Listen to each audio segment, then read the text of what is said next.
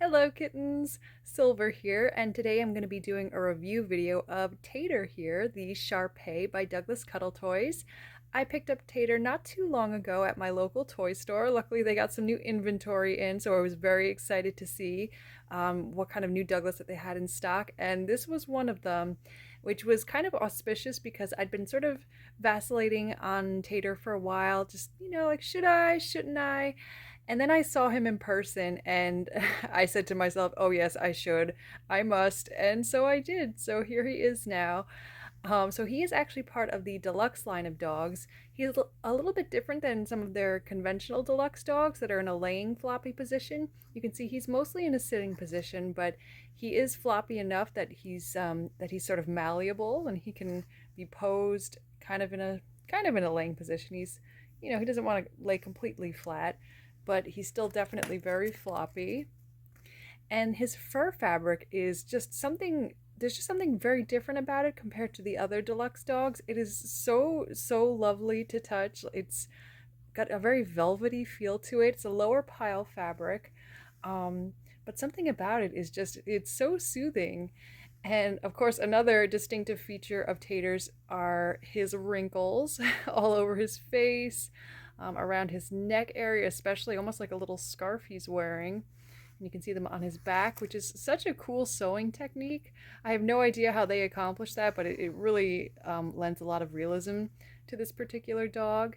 And of course, he has his little curly tail right here at the end. Super adorable. I'll give you a shot of his hang tags here. There's Douglas tag, upside down. So here we go, that's Tater Shar. He's got his little deluxe button here as well. And let's see when his manufacture date was. He did come out this year. He was, well, officially released this year, but he was actually made in December of 2022. Currently we're in 2023, so he was a little bit ahead of schedule. And I think probably another one of my favorite features of Shar-Peis, of Taters, I should say, are these little sad puppy dog eyes. I mean, that alone, like, if that doesn't melt your heart, like, there was absolutely no question of me leaving him in the store, just seeing that little face of his. He does also have a pleather nose, or faux vinyl, and he's got a little bit of a hand-threaded mouth here, which you can kind of see. And he's just a lovely caramel color. I feel like the lighting isn't really doing justice to his true color. He's looking a little bit washed out, but he's a little bit more of a deeper tan than what you see here, I think.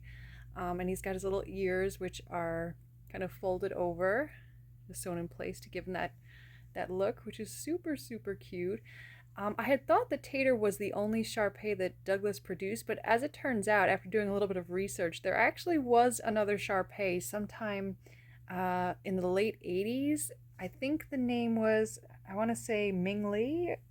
I could be, yeah, I think that's what it was. I'm just I'm just checking my sources. Yeah, I think it was Ming Li. I've never seen Ming Li in person, but I would be very interested to see if one ever did show up. He also has some beans in his paws.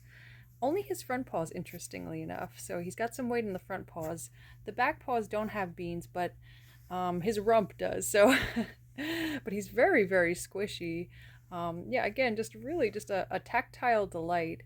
So yeah, that is Tater. I very highly recommend him. He's very different from anything that Douglas has produced, I feel like. Definitely different than any other dog in my collection. And he just makes such a sweet little companion, so how could you say no to him? So thank you guys so much for watching. I hope you enjoyed, and I'll be back again soon with some more plush goodness for you. Bye, everybody.